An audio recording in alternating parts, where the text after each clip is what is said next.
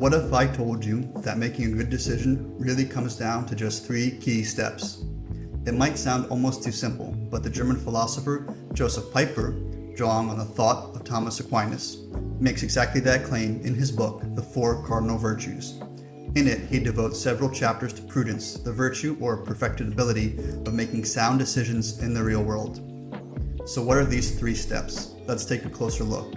And if you stick around until the end, I'll also share a 4th step Pieper suggests when we're really stumped with a tough decision. The 3 essential steps are Memoria, memory that is true to reality, Docilitas, or open-mindedness, and Solertia, a sort of nimble-mindedness and alert readiness to respond quickly.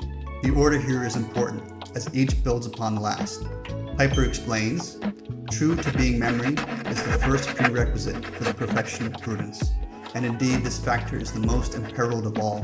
Nowhere else is the danger so great as here, at the deepest root of the spiritual ethical process, the danger that the truth of real things will be falsified by the assent or negation of the will. The peril is the greater for its being so imperceptible. There is no more insidious way for error to establish itself than by this falsification of the memory through slight retouches, displacements, discolorations, omissions, shifts of accent. The honesty of the memory can be ensured only by a rectitude of the whole human being, which purifies the most hidden roots of volition. So first, we need a good memory that is true to being. This is critical because without grasping the nature of real things, our actions and decisions will be unconnected to reality. I may love the way Oreos taste, but eating a box of them 3 times a day while expecting to be healthy is not a recipe for success. Once we know what the facts are, the next step is to be open-minded about what course of action to take, or Docilitas. As Pieper writes, without Docilitas there is no perfect prudence. Docilitas, however, is of course not the docility and the simple-minded zealousness of the good pupil. Rather, what is meant is the kind of open-mindedness which recognizes the true variety of things and situations to be experienced, and does not cage itself in any presumption of deceptive knowledge. What is meant is the ability to take advice, sprung not from any vague modesty, but simply from the desire for real understanding, which necessarily includes genuine humility. A closed mind and know-it-allness are fundamentally forms of resistance to the truth of real things. Both reveal the incapacity of the subject to practice that silence, which is the absolute prerequisite to all perception of reality.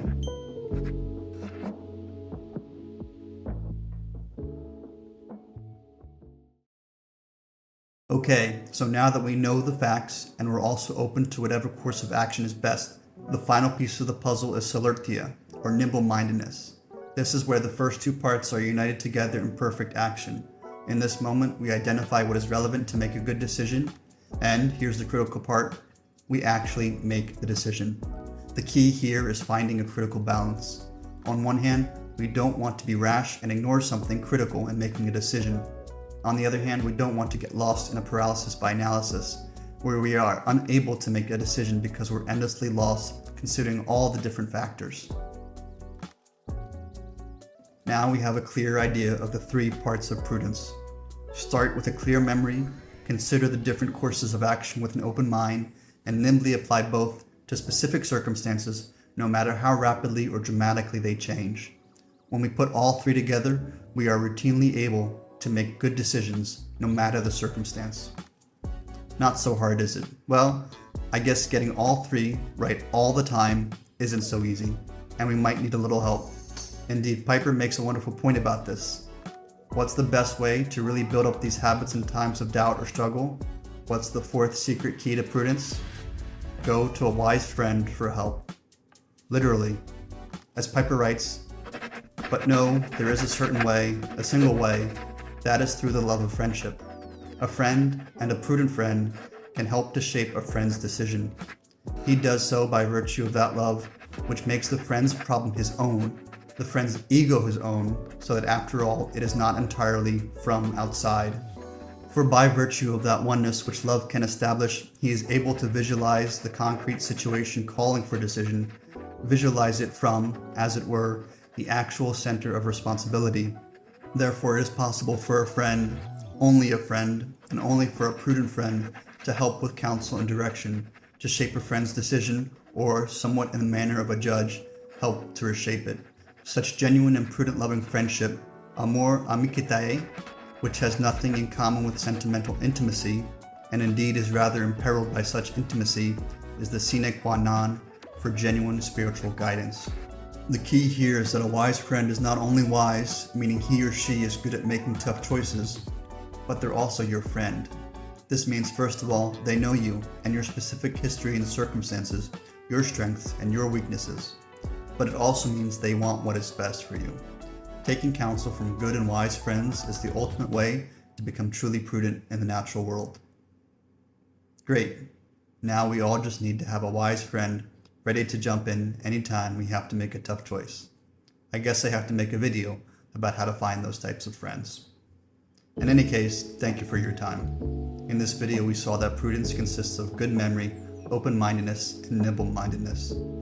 We also saw that all good decisions are rooted in reality, or as Pieper puts it, all three are focused upon what is already real, upon things past and present, things and situations which are just so and no different, and which, in their actuality, bear the seal of a certain necessariness. And lastly, we also saw that nothing is more helpful in the world for making a good decision than a wise friend. This was definitely not an exhaustive treatment of the virtue of prudence. I put an Amazon affiliate link to the book I used in researching this video below, and I recommend checking it out as well as other similar books. This is a wonderfully rich topic where there's always more to learn. One thing I didn't have time for in this video is how prudence really needs fortitude as well, another cardinal virtue. I plan to make a video about that soon, so keep your eyes peeled. Until next time, friends.